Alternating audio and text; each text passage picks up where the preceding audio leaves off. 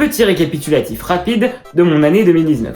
J'ai participé à une vidéo d'Edward, j'ai eu ma licence, j'ai été invité à un podcast de Star Wars par les copains de Faucon Pod, j'ai présenté l'E3 avec un super pote à moi, j'ai été mis en avant par mon sang Pierre Lapin dans une vidéo de Cyprien. Oui, je vous invite vraiment à aller voir le Patelin des Passions. J'ai été voir Star Wars 9 au cinéma, 2 fois.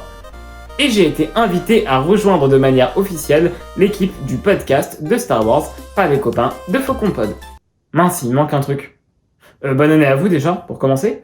Et puis... Ah mais c'est bon, ça me revient. Il faut juste que je vous fasse un top 10 des meilleurs fan-films que j'ai pu trouver tout au long de l'année 2019. Vous êtes prêts et prêtes ? Franchement, il y a eu du lourd cette année, alors installez-vous bien confortablement et c'est parti. Growing Shadows est un fan-film de Triskel Pictures Ltd sur le personnage de Poison Ivy. Le film m'a surtout marqué par ses plans très soignés et sa lumière que je trouve vraiment magnifique et très bien maîtrisée du début à la fin. Il est le 10e meilleur fan-film de 2019. Que se passe-t-il si on mélange Star Wars et Indiana Jones, deux créations de George Lucas, et qu'on leur rajoute des effets spéciaux super jolis et des scènes d'action sympathiques ? Eh bien on obtient Star Wars Origins. Même si les références sont hyper poussives et franchement envahissantes, bravo au réalisateur Phil Hawkins, son court-métrage très original atteint la 9e place du classement. En 8e position se trouve Athena, le fan-film écrit et mis en scène par Kate Sykes. Il n'y a pas besoin d'un budget faramineux et d'effets spéciaux poussifs pour faire un fan-film original. Et la jeune fan de Tomb Raider l'a très bien compris. J'espère qu'Athena est le premier fan-film écrit et réalisé par une personne handicapée d'une grande flopée que je vous présenterai sur le patelin. Il est grand temps qu'on se fasse entendre et qu'on propose nos visions des choses. Ah, Star Trek. À chaque fois que je tombe sur un fan-film de Star Trek, je me rappelle qu'il faut que je continue la série. The Holy Core est un fan-film sorti sur la chaîne de FPSD qui mélange les genres et les émotions ressenties. Franchement, j'aimerais bien que les fans de Star Wars s'inspirent de ce genre de court-métrage où histoire d'amour, diversité et bienveillance sont reines. The Holy Core est le 7e meilleur fan-film de 2019. Shrek Retold est sans aucun doute le projet le plus dingue que j'ai pu voir cette année.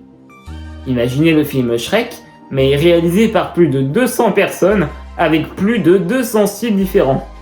Le film est forcément très inégal. Il est parfois magnifique, parfois hideux, parfois inventif, parfois ennuyeux, parfois drôle, parfois gênant.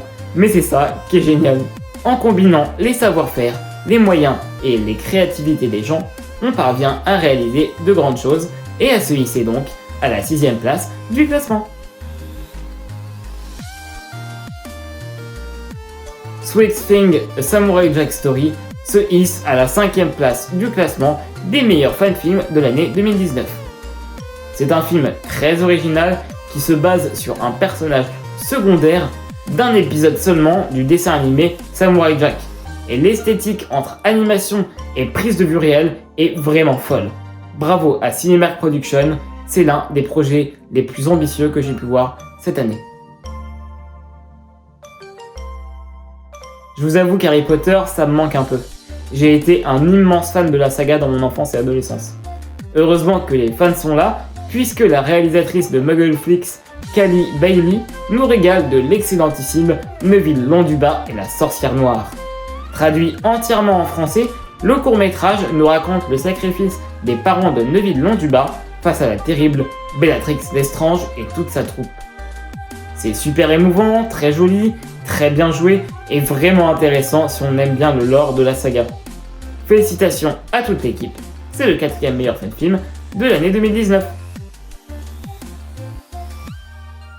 Avant de débuter le top 3 des meilleurs fan-films que j'ai pu trouver tout au long de cette année 2019, il est temps pour moi de remercier les créateurs et créatrices francophones qui nous ont quand même régalé de fan-films incroyables, mais qui malheureusement ne se sont pas hissés dans le top 10 cette année.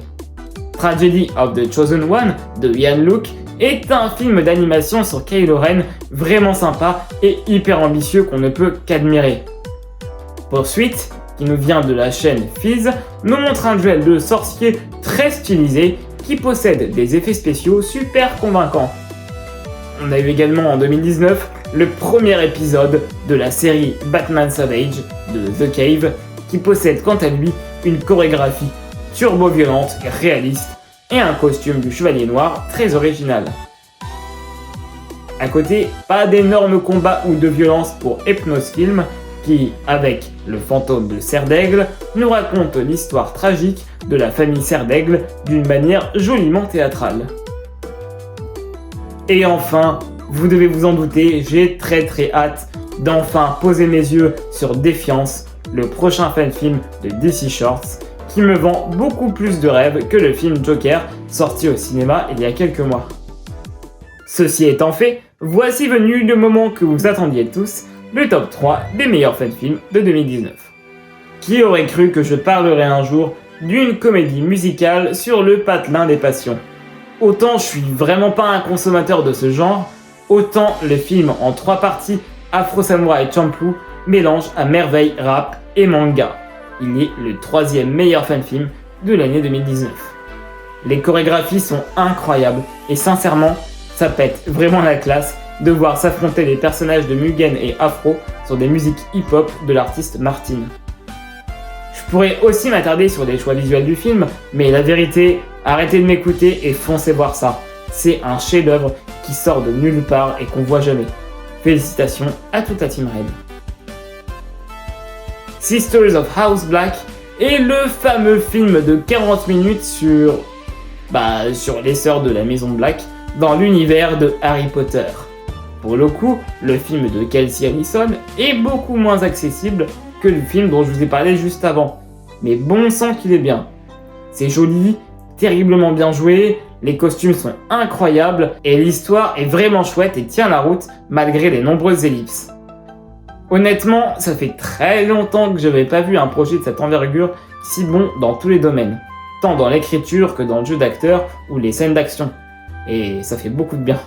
Bravo aux actrices des Sœurs Black et surtout à l'interprète de la terrible Bellatrix Lestrange, le film ne serait vraiment pas le même sans elle et n'aurait probablement pas atteint la 2e place du classement.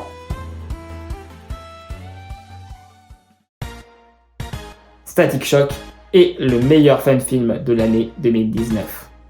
Le métrage de 44 minutes de David Kirkman sur le super-héros DC Static possède tout ce que j'aime voir quand je regarde un fan-film. Des acteurs qui tiennent la route, des effets spéciaux certes hésitants et économes mais utiles et lourds de sens, un véritable amour du matériau de base et une réappropriation surtout de ce matériau dans le but de laisser quelque chose derrière lui. Static est un film profondément politique et son réalisateur a tout compris. C'est en voyant ce genre de fan-film que je suis heureux de passer autant de temps à en regarder chaque semaine, de les étudier de manière scientifique pour mes recherches et surtout de vous parler tous les mois de ce média. Donc foncez regarder Static Shock, c'est un fan-film qui fait beaucoup de bien.